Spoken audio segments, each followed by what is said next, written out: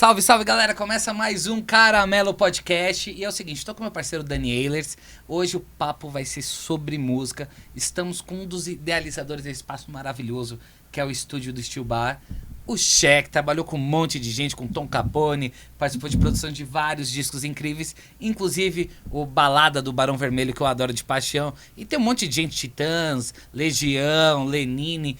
Papo aqui vai ser sobre música.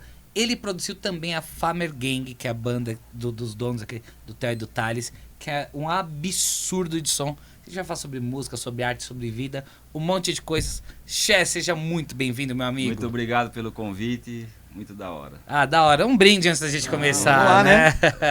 Vamos lá. Seja bem-vindo, Che. Salud. Salud. Vamos dar um golinho aqui.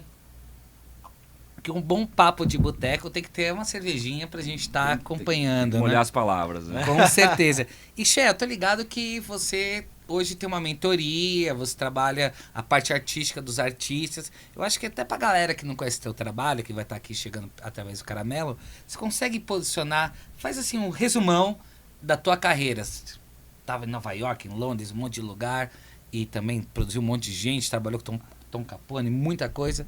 Mas faz esse seu resumão e a partir daí a gente vai desenrolando as ideias. Muito massa. Eu, na verdade, eu vejo a minha carreira como uma grande pesquisa. Independente se eu trabalhei no palco, fora do palco, festivais nacionais, internacionais, experiências dentro de gravadora, com grandes artistas, ou banda por aí na rua. O meu lance é uma pesquisa gigante e eterna. Por que tem alguns artistas que se projetam e outros não? Sendo que nem sempre é a qualidade que está ali, a qualidade aos olhos do povo, né, do público. Então, o grande lance meu é saber sobre o talento único. Porque para mim, todo mundo tem talento. Não existe pessoa sem talento. O que existe é não saber onde o talento mora. E é onde eu entro. Porque você vê muitas vezes a pessoa atuando ali numa posição que não é a dela. E quem está de fora fica fácil de ver. Pô, bicho, o cara... ali um pouquinho pra direita ele vai voar. Vai voar. Caramba, Che, você tá parecendo um técnico de futebol, cara. Não é? Eu faço muita analogia com futebol. Então, legal, né?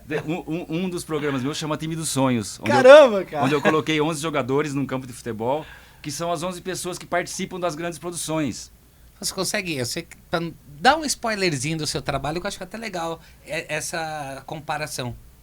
Do Time dos Sonhos. Time dos Sonhos com o que você faz. Eu coloco ali 11 jogadores, né? Sim. Porque tem o artista, tem o letrista, tem o compositor, tem o diretor artístico, tem o produtor, tem o arranjador, tem o músico que faz parte da banda, tem o instrumentista que ele é chamado para fazer um umas especial, cordas, tem o engenheiro, tem o assistente. Então esse time, toda a produção que você vê que tem um peso, que todos os nossos ídolos e tal, teve esse time. Então eu falo sobre a importância de ter um time. Inclusive tem até o cara fala assim, mas você é o artista? Não, eu sou o artista. E que mais?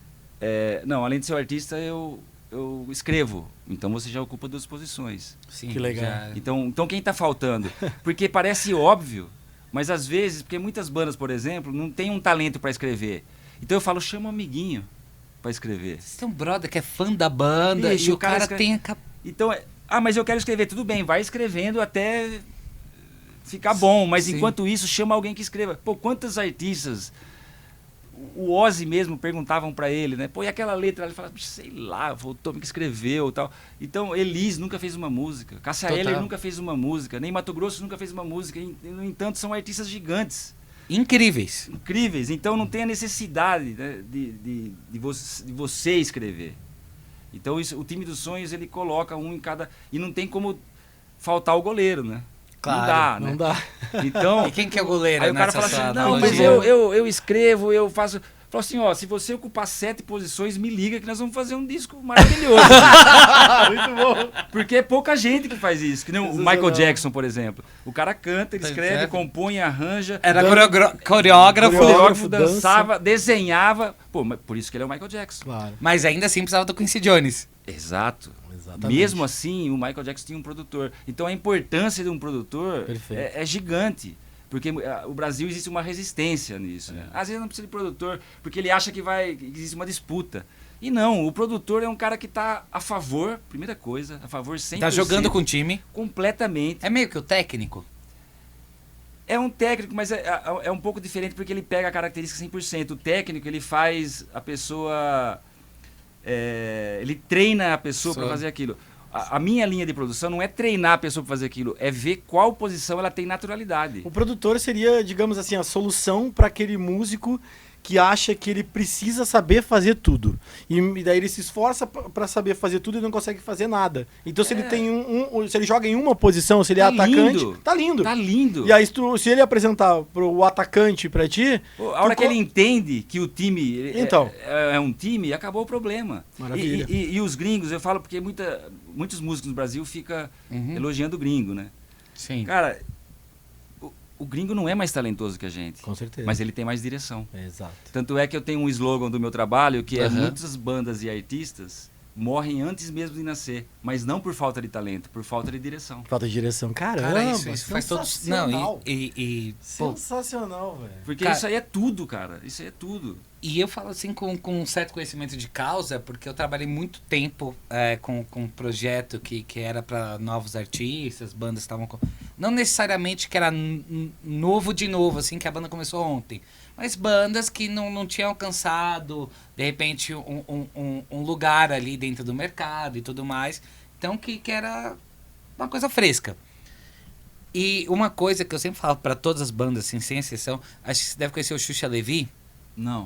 O Xuxa Levi, ele foi produtor do MC, daquele disco que ele gravou na África.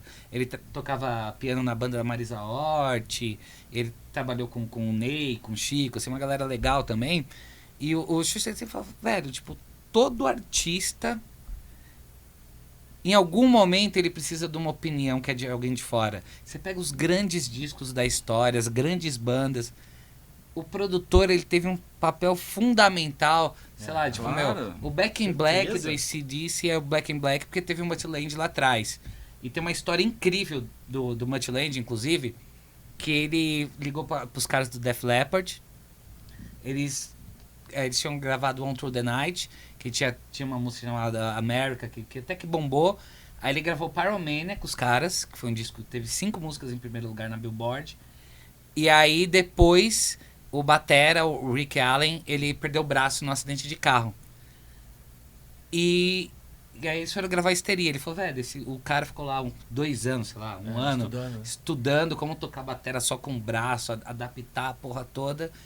E nesse meio tempo, enquanto o cara tava se preparando pra reaprender a tocar bateria, ele ia lá, tipo, no vocalista de Reality. Velho, sobe mais um tom, velho. Não dá, aqui minha voz vai e vai ser confortável, vai funcionar. E os caras meteram 7 músicas em primeiro lugar com Histeria, velho. E eu acho que, né, é um exemplo que existiu, né, na historinha e tal. Mas é mais ou menos isso, Xé? Tô falando uma grande besteira? Não, ou é como você enxerga? O produto não tem como, né? Vocês, nós estamos aqui conversando e tem alguém prestando atenção. O que aconteceu aqui, a gente tá no improviso, a gente tá na conversa, a gente tá no tempo, mas quem tá olhando, tá anotando. Opa, ali... E tem até uma observação. É natural, porque legal. a gente tá envolvido. E muitas vezes o artista ele é tão envolvido... Eu dou um exemplo assim, o espelho. Não vem de fora, né? Não, o espelho, por exemplo. Quando você está muito perto do espelho, você se vê, né? Se você se afasta, você consegue ver o que tem lá atrás. Sim. Então, é importante se afastar da obra. E muitas vezes o artista ele está tão ali colado, ele quer, e ele não está vendo nada mais. Tá tudo bem, mas se ele não está vendo, alguém tem que ver para ele. Sim, total. Alguém tem que tá falando para ele. Fala assim, bicho, tá vindo uma tempestade, aí vai queimar o seu PC porque ele tá sem no break. E como é que você faz pra trabalhar com o artista, por exemplo, que é autocrítico pra caramba? O cara que não gosta de nada, o cara tu enxergou, como produtor, tu enxergou que o cara tem um talento incrível. Mas o cara não gosta de nada que ele tá produzindo naquele álbum que tu tá ajudando ele ou produzindo pra ele. Como é que tu faz pra lidar com isso, cara? Porque você tá lidando com ego também, né? Sim. Na verdade, antes disso, se eu vejo isso, eu falo boa sorte. Sério mesmo? Eu nem entro em campo. Porque a primeira pergunta que eu faço é: vocês me chamaram pra gravar ou pra produzir? Sim. Não, pra produzir. Eu falei, não, pra gravar tá cheio de engenheiro, não precisa ser eu. Pode ser qualquer um. Não, é pra produzir mesmo. Mas pra produzir. E aí as bandas falam, mas se a gente não gostar? Aí vocês não me chamam pro próximo disco. Mas eu vou meter a mão e vou fazer o que eu acho, porque senão você não vai me conhecer. Como é que você vai me chamar pra produzir sem me conhecer? Eu vou ficar dividindo opinião com todo mundo, então não fui eu que produzi. Sim. Então não tem isso. Uma vez eu produzi uma banda da Alemanha, de Berlim, e eles me ligaram e falaram o seguinte, ó, nós estamos, eu não lembro na época, nós estamos com 10 mil euros aqui e a gente está indo para um estúdio. E aí falaram no seu nome e a gente quer saber o seguinte, se a gente pegar essa grana, tirar as passagens e o resto for seu, a gente pode ir para o Brasil para vocês produzirem, para você produzir? Que sensacional, Falei, cara, cara. falei, pode vir. Não, mas eu preciso fazer conta. Falei, não precisa fazer conta não, pode vir. Vem. Pô, vem. Quando chegaram, o que aconteceu? Eu não conhecia o trabalho deles. E aí, eu falei assim pro assistente que trabalhava comigo, eu falei assim, Cali, faz o seguinte, eu vou montar o estúdio como se fosse gravar o disco ao vivo já valendo. E nós vamos gravar os caras, eu vou pedir para eles tocarem o disco como se fosse um show. Você vai pegar os caras, você vai pra noite com os caras. Isso era tipo 11 horas da noite, quando meia-noite gravou. Já quis já amaciar os alemão, velho. Aí eu falei, vai pros caras tomar uma, e eu fiquei até as 7 da manhã, Uhum. com aquele ao vivo, tudo que eu achava tosco para poder ouvir. Sim, só uma referência. Uma referência. E aí cortei e tal. Pá. Peguei a intro, aqui é muito, aqui é pouco, aqui precisa dobrar esse final e tal, porque eu trabalho muito assim. Eu crio introduções, eu crio finais. E aí, quando chegaram, né, dormir, tal, meio-dia, fomos escutar. Quando a gente foi escutar o disco, os caras... Oh, desculpa, dá licença, porque entre nós era inglês, né? Uhum. Dá licença um pouquinho, a gente precisa falar alemão. Falei, nossa, Opa. tudo bem. Aí, porque ficaram loucos, eu mudei tudo.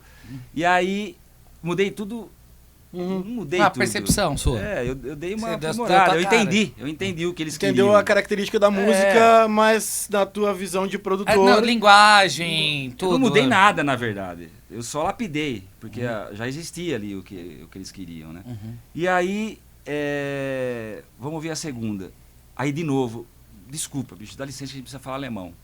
Aí, pô, foram falar alemão lá, eu vi que o negócio tava pegando, ficou pesado o clima.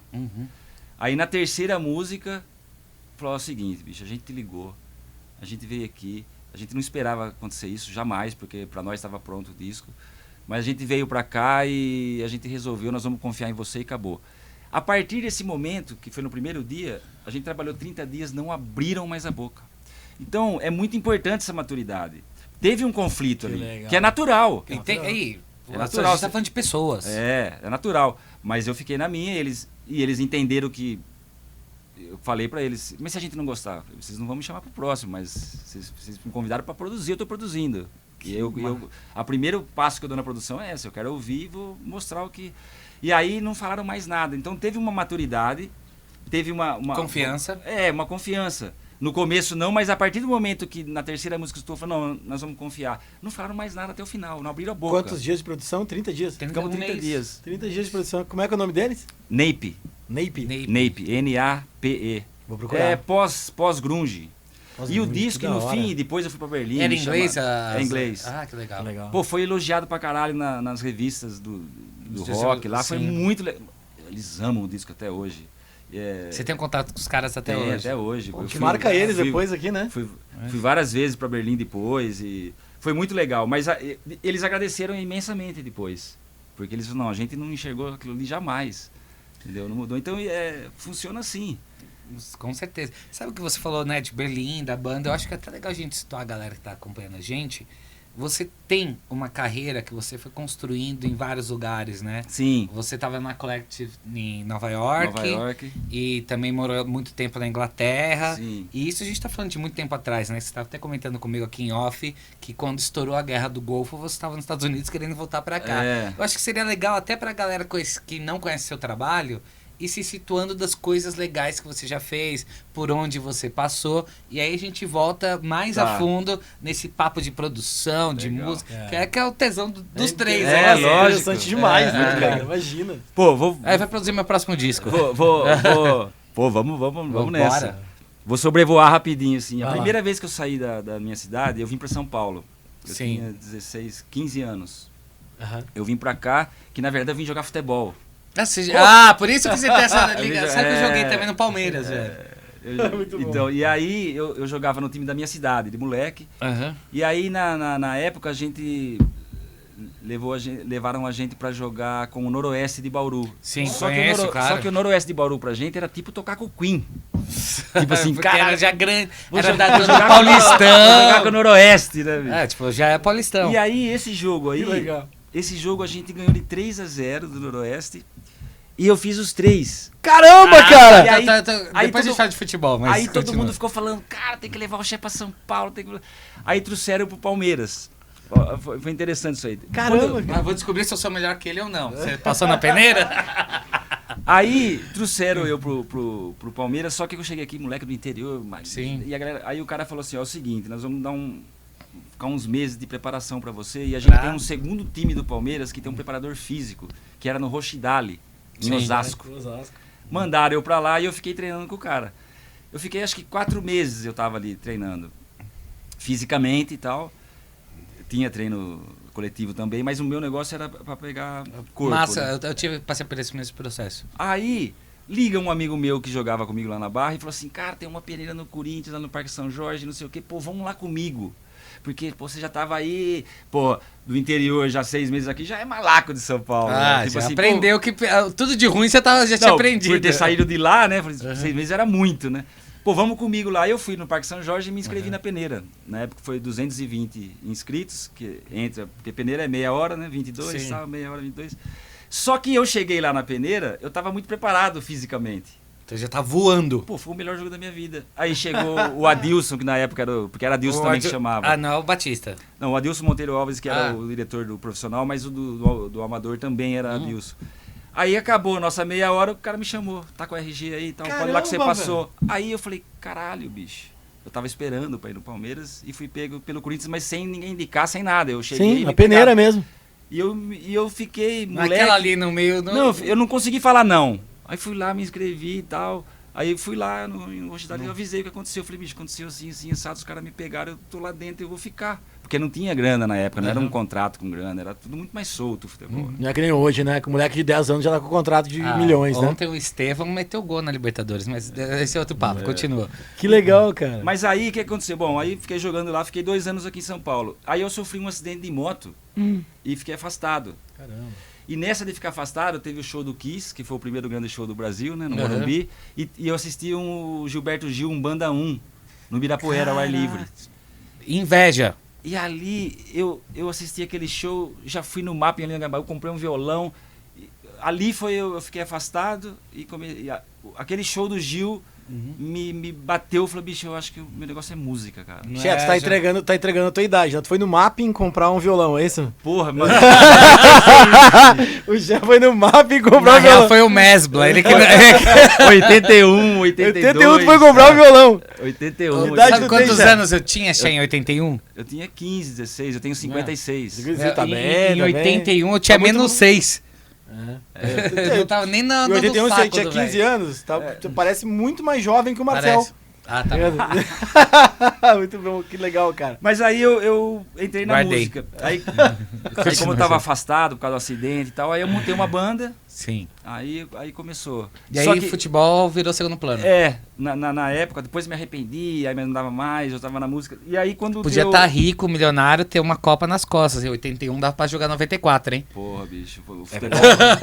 Eu fiquei sonhando muitos anos que eu tava jogando bola, muitos anos. Caraca, Todo ano eu velho. sonhava que eu tava jogando bola, era real, assim, sabe? Porque Sim, ficou, né? Fica na cabeça. E aí quando eu vim para São José dos Campos na época, que foi a segunda cidade, e aí eu resolvi, eu falei, vou ser músico. Aí eu falei, eu vou para Nova York estudar. Que da hora. E aí que eu fui para Nova York. Que ano isso, Chá? Tu foi pra Nova Eu York? fui em 87. 87. O ano que eu nasci. Foi 87. quantos anos estudando música lá?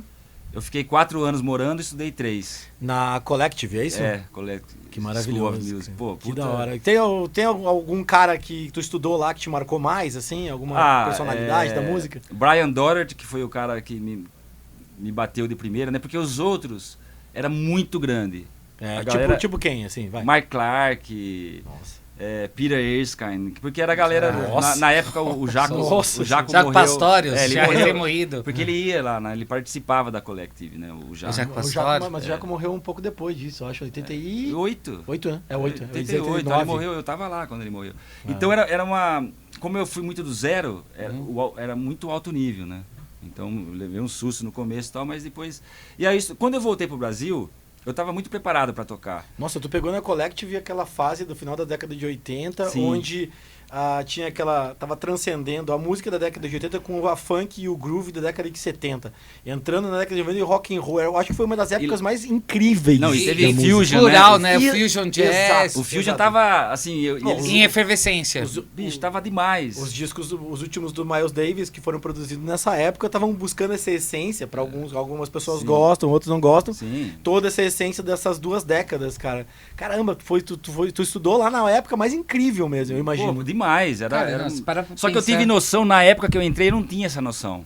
Imagino. Depois eu fui pegando. Que idade você tinha quando Mas entrou, você né? viveu, acho 18, que é 19, isso. 20, 21, 22. 22 anos, Até super 20. jovem. Porra, velho, não, Impressionante. não, eu tenho que fazer uma pergunta, desculpa te interromper, Xé. É que a Mas história eu tô- é maravilhosa, A né? história é maravilhosa. Não, a gente É. vai voltar aí, Vamos mas lá. eu tô indo pro lado mais boêmio da coisa, que a gente tá num bar, a gente gosta de bar. Inclusive, quem tá acompanhando a gente aqui, esse programa é gravado no Steel Bar, fica na Alameda dos Jurupis, 1796, em Moema, pertinho do... Até esqueci que... Shopping Ibirapuera. Não, o que é o Bourbon Street, que é maravilhoso. Eu já tocou Ray Charles, B.B. King Nossa, e tal. galera. Mas o estúdio é tão bom quanto, tem só música incrível tocando aqui. É. E o estúdio é dentro do bar. E a gente gosta de boemia. Eu fico pensando, você em 87, Nova York. Meu, você deve ter ido pra vários lugares aqui. Você não tem nenhuma grande história. Você não foi pra, tipo, um show, uma balada, um lugar que rolava uma cena assim artística, quero escutar isso. efervescente de Nova York. Tu Muito. não pega, foi, né? Muito. As histórias, Não. por favor. Nova York não tem fim. Harlem, né? Tem uma Não música que tinha eu fim. adoro do Tedeschi Truckers Band, né? Eu trabalhei no Harlem muitos meses, quase um ano, assim. Caralho, conta E uma, pelo menos uma. Ou se show. você quiser contar Uma 10. história, um show, vai. Não, pode ser Não. histórias assim, até aquelas Não, mais mas 18. Tem várias histórias, né? Teve uma muito legal, eu conheci um amigo que era de Recife, que também era músico, Sim. que é o Renato Tinoco. Hoje ele é cinegrafista, ele Ah, trabalha que com massa. imagem, e ele é do surf, ele viaja com a galera Do que tá, surf, assim, tipo- Medina e tal, ele tá, que da hora, tá voando velho. na imagem, né? Sim. E na época a gente se conheceu lá, e teve um dia que eu estava sentado sentado na calçada tomando uma assim, e de repente chegou um cara, abriu o capô do carro, pegou um taco de beisebol, subiu em cima do carro e gritando lá em cima e quebrando o carro dele todo e chamando. Caramba! Aí eu falei, caralho, cheguei em Nova York. Sabe quando E era uma época que Nova York era uma cidade, tipo, mais roots, né, velho? era mais escura, né? É. Tanto é que depois que chegou um prefeito que iluminou a cidade, acabou um pouco com a violência. Foi mas, o Giuliani, né, que depois entrou. É, quer dizer, foi o italiano, né? É, o Giuliani que acabou Que com ele a- iluminou e tal, É, e mudou. criou Mas era- aquelas mas leis era meio bem absurdas. dark, né? Vamos embora. Continua. A gente quer ouvir Mas o teve- trash. O trash. Tinha um bar que era um basement, assim, e tinha completamente louco, mas muito louco o bar. Então, tipo, na entrada, os caras davam uma geral pra ver se você tava louco, senão você não entrava. Que era pra ficar louco lá dentro. Não, se você não tivesse louco, você nem entrava. Ah, se não tivesse É o louco, contrário. não É, entrava. Tipo assim, o cara olhava no seu olho assim, tipo, deixa eu ver. Não, você não. Você tá careta demais. Eu preciso ir muito num lugar desse na minha vida. Muito. Nunca a pessoa do caramelo aqui entrava certo, tá ligado? A gente entrava. Olha lá, Ah, o nosso O produtor. o diretor tá de óculos escuros, tá de noite. E aí, continua. Mas Mas teve alguma coisa com muitos algum cara shows. da música muito foda, que você teve algum contato e tal? Eu conheci o Mick Taylor. Porra, Nossa. Mick Taylor, baita guitarrista. Caramba. Monstro, tocou com os Rolling Stones, velho. Que foi- Era do Small Faces também, né, o Mick Taylor? Ele Stone Roses. foi uma história muito louca, porque eu tava junto com um inglês que ele era fã, porque o Mick Taylor tem um disco solo só, Sim. de 71, e ele tinha o vinil, e ele falou, vamos lá comigo que eu quero que o Mick Taylor assine. Nossa. Aí eu falei, bom, vamos lá. Ah, Aí Mick chegou Taylor. lá, só que a gente chegou no bar, tipo no Steel assim, e o negócio nosso era falar com o Mick Taylor, não assistir o show só, né? Uhum. E aí conseguimos, não lembro como conseguimos entrar no camarim. Quando a gente entrou no camarim, tinha um sofá tipo um banco de Kombi. Sim. Assim, ele com duas loiras, beijando as duas, com um prato cheio de pó na frente. Aí a primeira coisa que eu falei, bicho, conheci um Stone, bicho. Sensacional. Mick Taylor. Você queria estar nesse rolê, Dani? Não, eu preferia estar fazendo outra Mas coisa. mas, Tá nossa, ligado? o- Mas como que foi o momento. pós, assim, depois? Tava o Mick Taylor, duas loiras, tal, beijando Maravilhoso. um prato de pó na frente. É. E como que foi a resenha com o cara? Mesmo que... Não, foi porque imagina, você chega num lugar desse, pra ele é o É habitat. normal. É o habitat Pra dele, você foi um né? choque. Mas aí você começa a perceber Sensacional. as histórias dos grandes roqueiros, né? Como é Uhum. que foi a história? Foi desse jeito mesmo, né? Tipo, É como se você estivesse dentro do filme. Né? Você entra você tipo, dentro- participando de uma cena de que Isso. até então era Maravilha. revista. Isso. Porque não tinha vida online, Tá então era vivendo revista, era vivendo a história mesmo. vivendo a história. Então você começa a ver assim, pô, eu até nesse momento, Você não pediu um pouquinho pro Mick Taylor, não, né? eu não sou, eu nunca fui. Tô não- brincando. E aí, mas é um momento que você percebe que tá pisando ali num jeito território que sagrado. Mas muitos shows, muito. Que da hora. E né, o primeiro show foi o Rush, depois eu vi o Floyd. Porra, meu, Rush, maravilhoso. E foi maravilhoso. Que legal. Mas você é cara. batera, né, Xé? Meu instrumento de raiz, sim. E como foi ver o Neil Peart, velho? Ali, isso foi o final de 80 anos 90?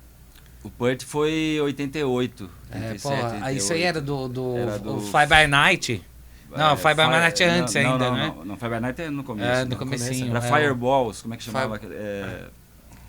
Tinha um triângulo. Putz, Triângulo. esqueci o- Fireball, eu acho que Acho que é. é Fireball. Esqueci o nome do disco. É. Caramba. Anyway. Mas É. enfim, e aquilo ali foi chapando. Floyd, por exemplo. Pô, Pô, quando eu vi Floyd, o Floyd... E era com o Roger Waters ainda ou era Não, só não, com o David não, Gilmour? Era o Gilmour. É que é da parte do Division Bell, que é 90, né? Division não, Bells é 90, esse não disco é? foi Início de de 90. É.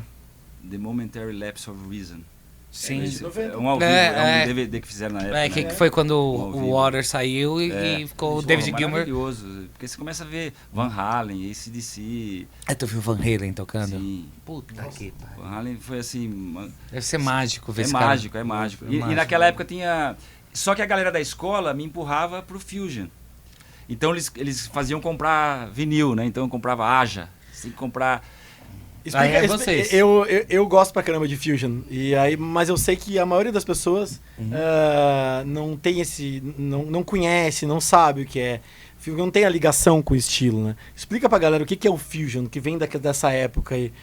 Eu imagino que tu vai citar, por exemplo, Marcus Miller como baixista, outros bateristas incríveis, né? Que trabalharam nessa são época. infinitos essa galera. né? Exatamente. Mas o grande lance foi essa fusão do jazz, né? Mas com pegada, né? Exato. Porque não era um negócio leve. Tudo- Era um negócio pesado, né? E, pra mim, em 75, o disco do Jeff Beck, pra mim é um marco do Fusion. Assim. Maravilha.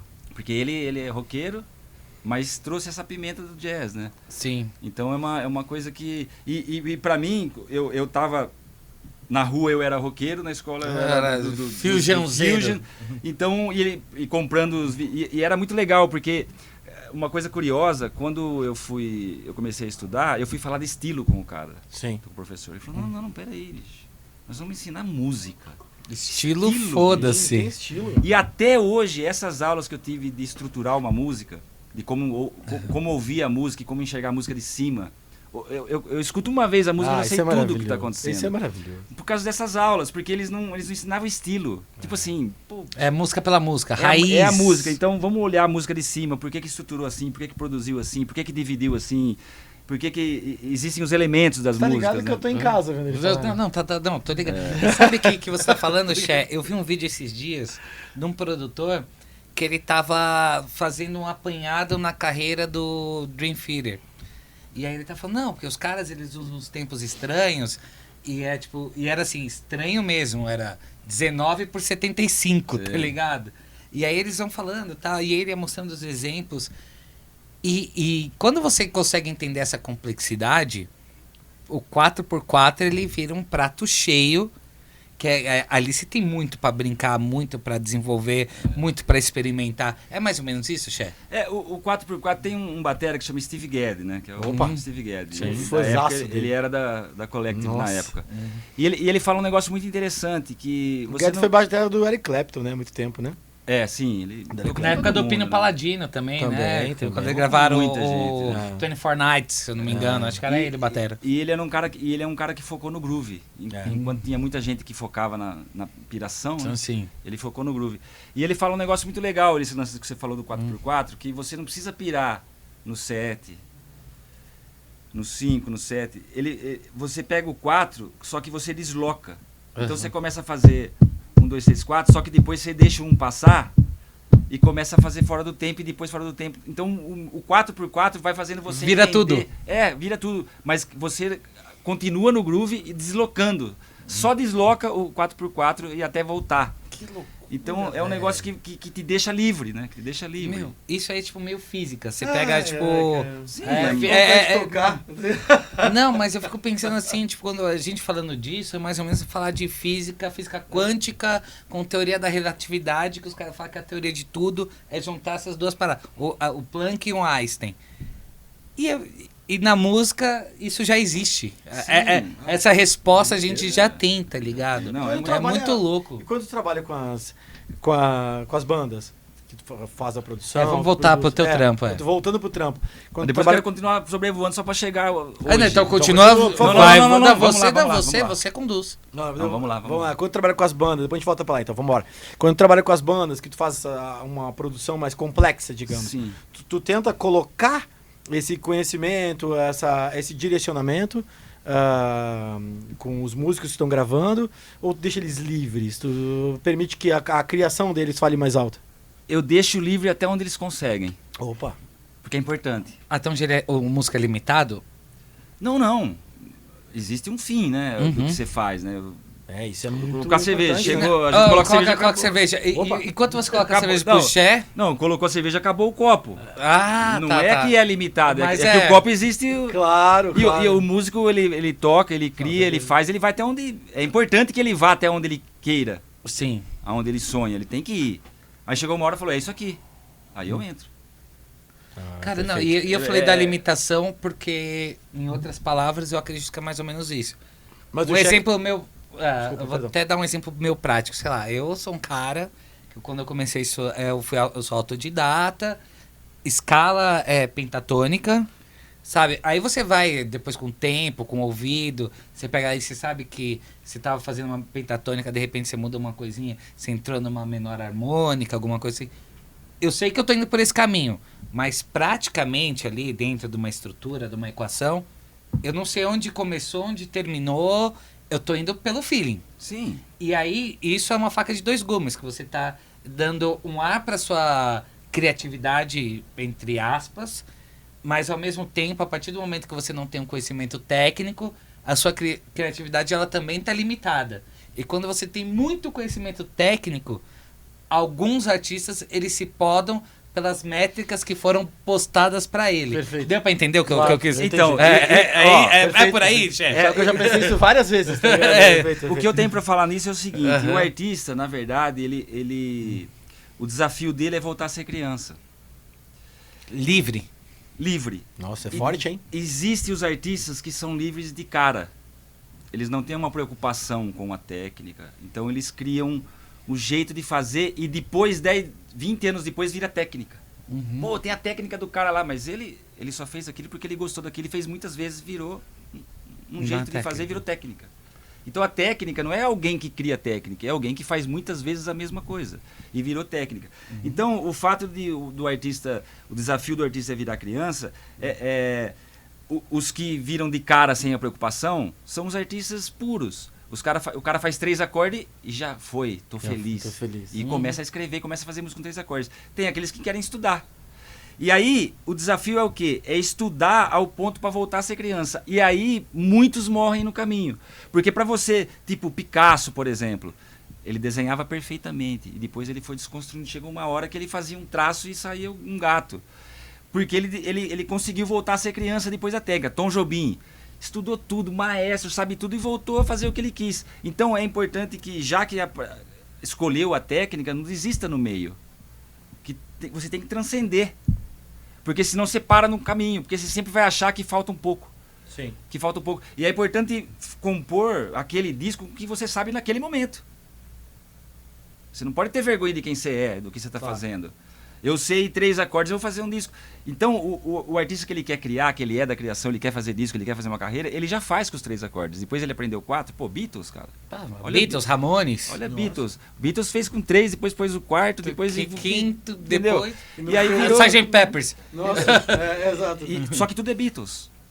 Entendeu? E não perdeu a identidade Nenhum, nunca. nenhum. É a bíblia da música pop. Pra mim, Beatles não gosta ou não desgosta. Gosta ou não gosta? Não, Você tem que entender. a música que a gente ouve hoje, tudo. Você tá ouvindo Beyoncé? Tem Beatles. Você tá Não, ouvindo tudo. MC Guimê? Beatles Tem é, Beatles. é a bíblia da música pop. É a E- pedra fundamental da música pop do século XX. Eu concordo com o Xé, cara. Tipo, tu tem o Beatles é a bíblia da música pop, até por causa da evolução que eles tiveram, né? Sim. Se você pegar ali os acordes que nem o Marcel tava falando, pegar os acordes, essa evolução até chegar, por exemplo, num Yellow Submarine ou O Sgt. Peppers, eu acho que é quando eles começaram a pirar no Tu tem tempos. White Album Cara, se também. você o for Rumble- ver, o cada Rumble- faixa dos Beatles lançou um artista. Pra fazer Sim. a carreira inteira. Exatamente. Ah, Helter Entendeu? Foi- Skelter é todo metal e tudo Então, que vem a partir daí, velho. Beatles tem que entender. Independente se você gosta É, ou não. por Não isso é que eu uma falo coisa que é a você- pedra fundamental. É o pilar. Eu acho que a pedra. O pilar fundamental da música pop do século 20 e 21 é Beatles. não tem como. A gente- Tudo que a molecada ouve hoje, velho. Se você for buscar ali, tipo, fazer um trabalho, vamos falar do trap. Porra, mano, como que você vai relacionar o trap com Beatles? Meu irmão, se a gente fizer um trabalho, sentar nós Se três traçar- aqui, Não, e a vai, gente for vai. trazer. E não vai ser um trabalho difícil, não. Não. A gente vai precisar de ou uma hora, velho. Ou vai, Menos. ser, ou vai ser na linha do baixo, ou vai ser... Alguma coisa a gente vai achar. Mas a gente interrompeu toda a história e tu queria terminar a história de Nova York. Tô com isso na cabeça, tu queria terminar essa história. Eu queria até sair de Nova York pra gente dar Bora. A volta ao mundo. Bora. E aí, É, quando Vitor Hugo. Quando eu voltei pro Brasil, eu tava preparado pra tocar quando eu voltei. Só que eu fiquei muito tempo lá com aquela carga de estudando e ouvindo e assistindo e tal. Quando eu cheguei aqui, eu não gostava muito Do que você da estava música, ouvindo aqui. porque eu não tava na música brasileira. Essa As referências foram outras. essa riqueza da música brasileira eu tive antes de ir. Eu comecei a tocar violão, eu tocava Caetano, eu comecei assim, mas depois quando eu caí na música, em show, no show business e tal, me encantou aquilo ali. E eu não tava na riqueza da música brasileira. Então eu cheguei aqui, eu não caí numa banda que eu tava feliz. Eu não caí, eu caí numa. Aí metade dos amigos queriam tocar com artista, eu não queria tocar com artista grande, eu queria montar uma banda de amigos. Aí metade dos amigos queriam fazer cover, os outros na época da década de E 80. que só pra gente ter um recorte do momento, quando foi que você caiu aqui no Brasil? Até pra gente entender Começo o que de 90. Anos 90. que era um momento muito rico, né? Ainda da música brasileira. Sim, mas tava ainda o eco do Rock 80. Sim. o eco. Eu não peguei o Rock 80 assim de igual Então todo você mundo não tava aqui. viveu isso, Então né? aí eu não gostava muito. Eu não, Que era Cara, muito diferente do que você estava porque eu tava- absorvendo lá. Mas eu acho que Você ele- estava em outro lugar. Ele viveu o Rock 80, só que ele foi pra lá em 86, é isso? 87? Sim. 86, 87. E aí ele foi estudar numa escola Não, que não, levou não, ele isso pro não. coisa. Tipo, É, ele não, isso perdeu tá- essa referência. Não, É, isso, eu- mas eu o Denis, pra mim tá desconectei. óbvio. Então, É, Eu não, só tô desconectei. falando, desconectou. Completamente. E depois de 5 anos, quando eu caí aqui de novo, e a galera tava curtindo o que tava rolando aqui. Sim. E eu falei, não é isso. Eu queria outra coisa. É até E- engraçado você falar isso, que sabe quem que tava semana passada aqui? O Alec Hayat, do Metrô. Que era bem desse Sim. momento, desse Mas hoje eu movimento. entendo muito mais o que aconteceu na Sim. década de 80 do que na época. É Porque que na na época época você não- olhou com Com distanciamento. outros olhos, eu tava em outro É, lugar claro, e queria outro é. tipo de banda.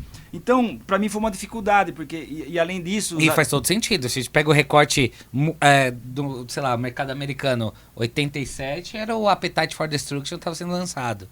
Né? Você vinha do Van Halen, do Glam Rock, do Motley Crue, Não, e tudo que você tá pegando de jazz, de fusion. Não, de tudo. De e aí tudo.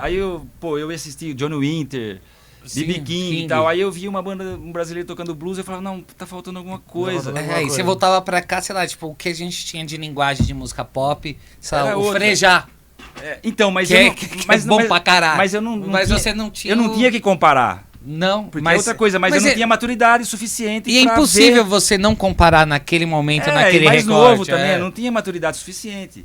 E mesmo porque a música brasileira é tão rica quanto isso tudo de lá. Não, você é o outra cara que coisa. acabou de falar pra mim antes da gente começar aqui que o Brasil é o melhor lugar do mundo. Gente, o Brasil é do caralho. Nossa, o Brasil o é do brasileiro caralho. é do caralho, é tudo bom, é tudo muito bom. O talento nosso é um absurdo, a gente só falta de direção. Porque o gringo, ele tem direção e ele não tem problema em ser dirigido. Isso é muito importante. Aqui nós temos pouca direção, lógico que nível A não. Estou Sim. falando de 90% Claro. da rua. Então a gente não tem direção, porque é uma coisa para poucos, e a gente não tem a cultura de ser dirigido, a gente tem resistência em ser dirigido. Isso é Total. o fim do mundo. Porque o americano, eles já sabem, eles são moleque, já tem o diretor do palco, já tem o diretor de luz, já tem o diretor do estúdio, já tem o diretor musical, já tem direção ali, né? Então eles não têm problema com essa direção. E tu acha que isso é um pouco de ego, cara? Eu acho que Porque eu falo isso... mas é antes disso, eu acho. Eu falo isso há muito tempo, cara. Tipo, eu acho que muita coisa que sai, que aparece gravada, que a galera produz, tem, na minha visão, às vezes tem muita falha.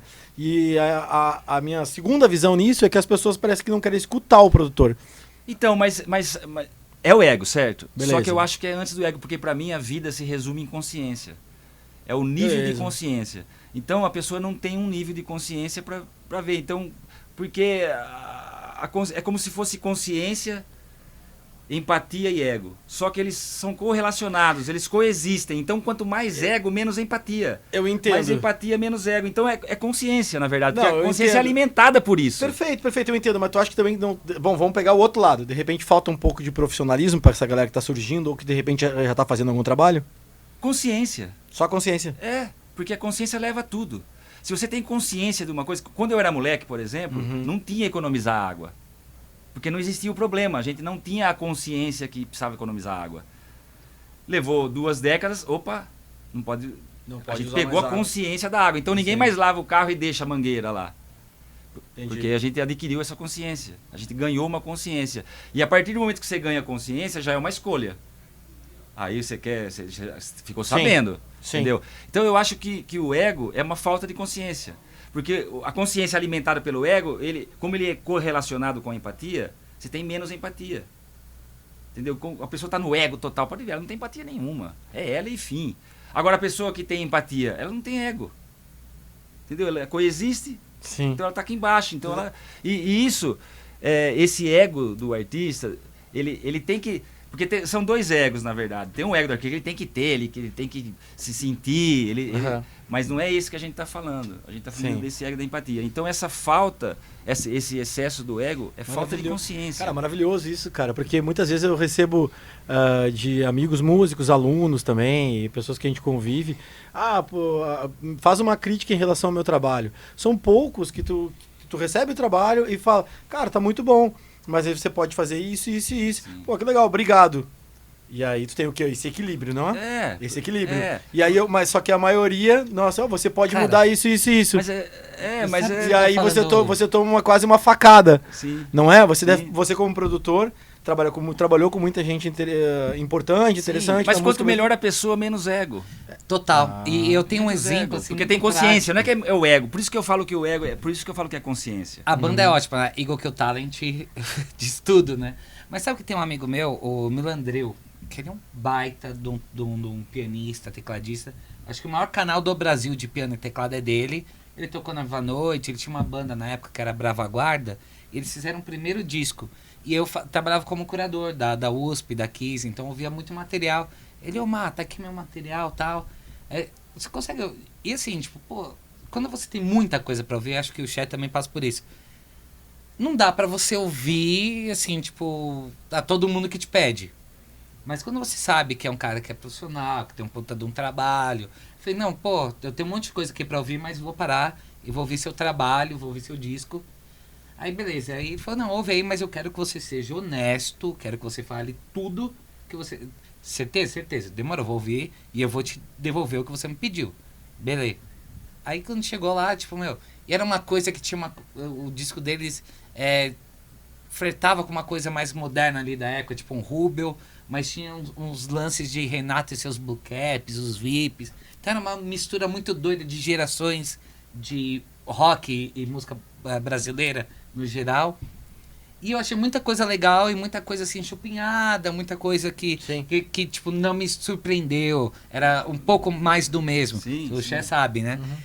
E aí quando eu falei, cara, velho, eu gostei, mas eu tenho, não algumas, eu tenho muitas ressalvas.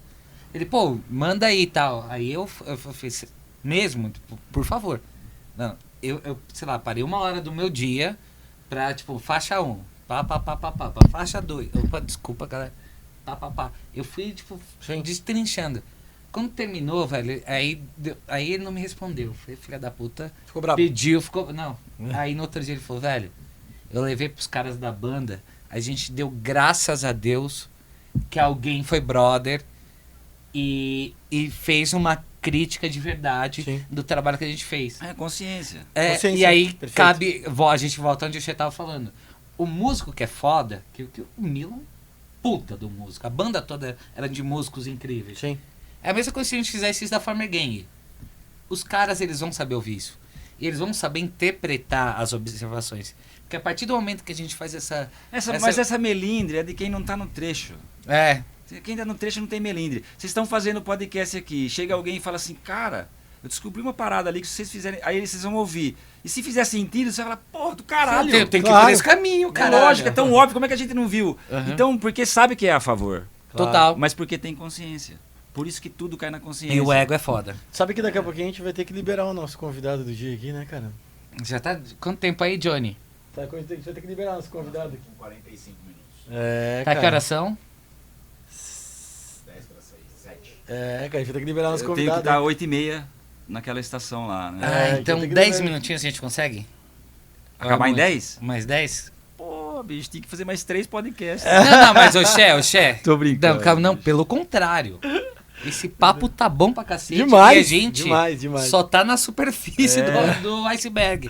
Tá maravilhoso, tá Então, antes de maravilhoso. terminar, de qualquer coisa, pra galera que tá aqui acompanhando a gente, o Xé, ele tem que viajar. Ele vê aqui, o horário tá todo mundo assim, super no limite.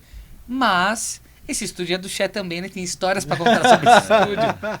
Então, Xé, quando você voltar pra São Paulo, vamos fazer um segundo papo, Claro, velho? claro. Esse aqui é só introdução, galera. É isso aí. Que aí a gente deixa o Xé com paz, pra não perder o voo. Pô, e tem umas histórias boas fora da música, a volta Nossa. da música. Então, bora. Já, vamos deixar marcado. Você puder voltar pra cá, bem, o estúdio é seu. A gente tá aqui de Que convidada. Isso, Vamos, que o papo tá demais. Tá ó, sensacional, cara. sensacional. Nossa. Não, na real, dava pra gente ficar aqui umas Nossa. 3 horas fácil, Eu velho. ficava com o cheque na veia até amanhã de manhã, cara, tá ligado? Xé, Xé, vamos vamos, fazer. não, então aqui, ó, a gente assume o compromisso com vocês e principalmente com o Xé, nosso convidado. Xé, quando você voltar, a gente já grava mais. Beleza. De repente a gente vem mais cedo, grava mais cedo. Não, A combinado. gente faz um programa maior de 2, 3 Mas horas. eu tenho uma última pergunta. É, Claro, vamos. Ô, Rael, nosso produtor, quanto tempo a gente tá de programa já? Com 50 minutos? Beleza, Então, eu tenho, tinha uma perguntinha pra gente... tem uma pergunta, eu tenho outra. Eu quero Não, fazer pode primeiro fazer a agora. sua. Beleza. Pra galera, por exemplo, o nosso produtor aqui tem uma Baita banda... músico. Baita fudido. música, tem uma banda legal Mas precisa demais. ouvir umas verdades no ouvido, pode Isso. falar. Aquele, o Rael ali, aquele sujeitinho ali, ó. Essa figura. Essa figura. Tem uma banda legal pra caramba, se chama Verde Café. Já começa com um nome E- bom, né? É, começa com um nome bom, Verde Café. Tem uma banda incrível. Tá gravando, é super dedicado. Cara, é legal É demais. o melhor compositor que eu conheço. Cara, eu é legal- trabalho Da hora. com curadoria de artistas em rádio Pô, há 10 já anos. quero ouvir tudo Aí, já. ó. Só- Legal. Aí, Aí, eu então- trabalho há 10 anos com Quer ver- curadoria de quer ver que ele vai- de rádio. Ele é um dos melhores compositores, sim, disparado Quer ver que eu que- vi na vida. Quer ver, Da que ele vai, hora. quer ver que ele vai fazer um corte disso? Vai Antes de qualquer fazer. corte, beleza. Quer ver que esse aqui vai fazer amanhã já. Bom, aí o cara tem uma banda que nem ele, que tá bravo comigo. Que, pô, faz um puta trabalho, dedica, faz clipe, Sim. um monte de coisa. É legal demais. Tem talento, beleza. Sabe ouvir crítica e tudo mais. Mas pra ter essa produção, ou pra ter a opinião de um produtor bom, que nem o Xé, ou pra ter uma opinião de mais produtores, como ele tem que caminhar? Porque tem muita gente que tem essa dúvida. Entende? Como eu chego até o Xé? Como eu te entrego o trabalho? É, porque só um detalhe antes disso, porque antes existia os produtores, a gravadora, via um talento e falava, cara, As vem majors. pra cá, mesmo que vá dar lucro daqui 3 anos. Sim. Era um negócio. Muitos artistas lá do B foram bancados pelos lá do A. Mas pegava, hoje não tem mais isso. O que eu acredito que o meu trabalho é fundamental no Brasil é porque, assim, a gente tem muitos cursos no Brasil e mentoria da parte técnica. Então tem gravação, mixagem, Produção. masterização, edição, agenciamento de carreira, mas só da parte técnica. E Então a parte artística. artística ficou de lado. E pra mim é meio que uma missão, porque eu vejo uma lacuna muito grande. Não que não tenha mais gente capaz de fazer isso. Muita gente é capaz, Tem. mas ninguém está interessado nisso. do jeito que eu tô entregue a isso. Eu quero fazer isso porque eu sei que que o talento do Brasil é gigante e o que falta é direção. É isso. Então eu entro nessa parte de trabalhar dirigindo a pessoa e trocando também, porque a gente aprende muito com as pessoas. É uma troca. É uma via de mão dupla. Então, então como não existe mais, né, a sua pergunta, como não existe mais como antigamente que pegava aquele talento então hoje ficou esse monte de talento espalhado, meio que órfão. No mercado que ele tá brutal, não tem e o Brasil tem muito espaço para muita coisa boa. O Brasil é continental. O Brasil é demais. Então, o que eu ajudo a pessoa é ser ela mesma, mais ainda. Mais ainda. Entendeu? Porque esse talento único, ele tem que ser lapidado, ele tem que ser trabalhado, ele tem que ser trocado, tem que ser entregue. Então é onde eu entro. Então eu criei essa mentoria que chama Alinhamento Artístico, né? Que era a minha pergunta. Eu até falar para você fazer seu jabá agora, pra gente encerrar, pra galera entender. O Xé, ele tem uma mentoria para o pessoal que tá acompanhando a gente. Ele criou uma metodologia que ele dá esse direcionamento artístico pros artistas.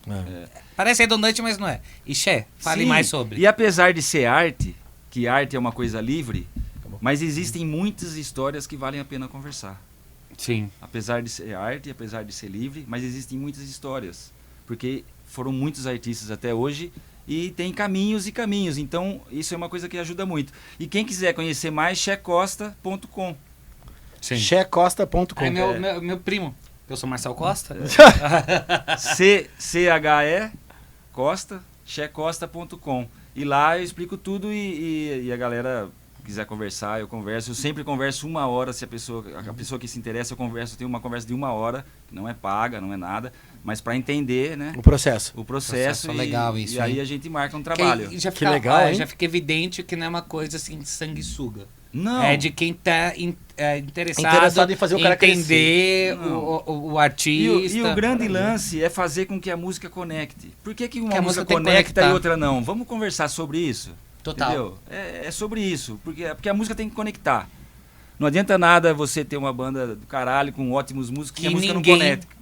Não chega até ninguém. Vamos conversar por que não está conectando. Vamos ver o caminho. É exatamente isso. E isso é uma coisa que não sou eu que estou falando. É a própria história da música. Né? Porque existem tantos artistas com tantos caminhos, só que existem aqueles caminhos que venceram. Então, é até o próprio talento... Não tem a fórmula, mas tem alguns caminhos. É isso que eu estou falando. Não tem fórmula porque a gente está falando de arte, que é livre. Mas existem conversas interessantes sobre isso. Com certeza. Muitas. E, inclusive, até a ciência já explicou o talento. Né? Você vê lá o Mozart ou o Michael Jackson. Quantos anos de carreira? A Anitta, quando apareceu, apareceu a Anitta com um monte de coisa. Independente da música dela, a gente tem que entender por que conectou. Ela tinha 13 anos. Ela é um case de quando ela estourou incrível. com 21 anos, sei lá quantos anos ela tinha 7 anos de carreira. Ela com ela, ali, acreditando, fazendo, compondo, escrevendo, dançando. Não estou falando da música, eu estou falando da história. E cabe ao profissional da música saber ter esse discernimento. Sim, e uma coisa muito importante que tem a ver com isso, que eu acho legal falar, é o seguinte. Para mim, a música vem da letra. Sim, eu concordo contigo. E aí, o que acontece? Mas a letra boa não quer dizer que a letra é intelectual. Não. A gente tem que entender o seguinte, eu vou colocar 2 extremos. Evidências é intelectual? Não, então, eu vou colocar 2 extremos. É o Tchan e Caetano Veloso. Sim. Qual era a proposta do Tchan? Uma brincadeira de roda. Essa brincadeira de roda com aquela letra é perfeita. Imagina... É o entretenimento musical, de repente? É uma brincadeira de roda. Só que aquela brincadeira de roda, ela precisa de uma letra que faça a galera entrar na roda para brincar. Do caralho. Então ela tem o mesmo mérito. Ela tem o mesmo valor do Caetano Veloso, que é para reflexão e para intelectuais. Só que cada um na sua. Mas existe aquela qualidade artística dentro daquela proposta. Então não é que uma letra é melhor que a outra. Todas que conectaram são boas. Independente se é para refletir, se é para dançar, se é para brincar, não interessa. Se é para agredir. O propósito. Então isso é muito importante saber. Não existe uma letra melhor. Se conectou, é porque... Vamos tem conversar. Tem seu valor. Vamos conversar sobre por que conectou? Você entendeu? Que legal. Exatamente. E é sobre conversar, sobre conectar. Exatamente. Porque às vezes uma letra muito boa não conecta. É porque não está bem escrita. O assunto é bom. o tema é bom, Uhum. mas não está escrita de uma maneira que conectou, porque não fez com que fosse natural para as pessoas ouvirem e falar, pô, isso acontece Se comigo. identificar. E não é o assunto. E aí o cara que escreve um assunto bom, mal escrito, ele mete o pau no cara que escreveu em um outro assunto bem escrito. Uhum. Fala, não, vamos conversar. Respeito. E é com respeito, Porra, com total. papo legal sobre música, sobre arte. A gente encerra a nossa primeira parte da entrevista com o Che Costa. Muito bom. Pô, a gente não saiu nem de Nova York. A né? gente não saiu. Não, porque assim, teremos outras. O Che Teremos. pisando em São Não, nós Paulo. vamos fazer. A gente vai gravar. Isso é fato. Então, galera, Che, deixa, olha naquela câmera. Deixa, só que fica aqui com o microfone assim postadinho. Tá. Deixa suas redes sociais. Faz o seu jabazinho dos seus trabalhos e tal. E assim que você voltar, a gente vai continuar Vamos esse papo. continuar, Ou vamos com o Theo, continuar. ou com o Thales, ou com a Mari, que É. também faz a bancada com a gente. A gente vai continuar esse papo Vamos que tá continuar. incrível. Não, vamos fazer. Não, você ficaria aqui mais umas 2 horas. né? Claro, claro. checosta.com. Lá tem tudo, o trabalho que eu faço, tem alguns discos, tem um resumo da minha história, tem tudo lá. Tem uma galera falando.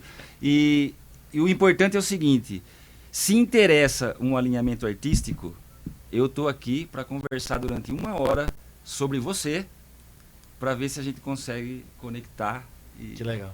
e trabalhar junto. E eu quero conhecer o trabalho Do dele, Rael. maravilhoso. A gente vai mandar, terminando aqui. Quando alguém fala, tem um compositor ali, fala, porra, deixa eu ser seu amigo.